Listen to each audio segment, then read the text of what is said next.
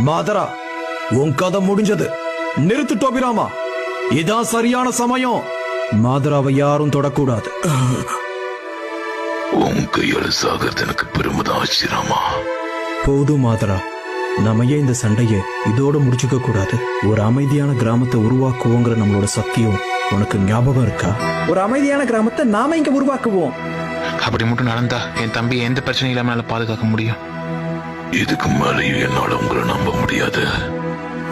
இருந்தாலும் சமாதானத்துக்கு ஏதாவது வழி இருக்கா? அதுக்கு உன் தம்பி இப்ப சாகணும், இல்லனா நீ இப்போ இங்க சாகணும். இப்ப என்ன பண்ண போறீங்கன்னா? என்ன கொல்ல போறீங்களா?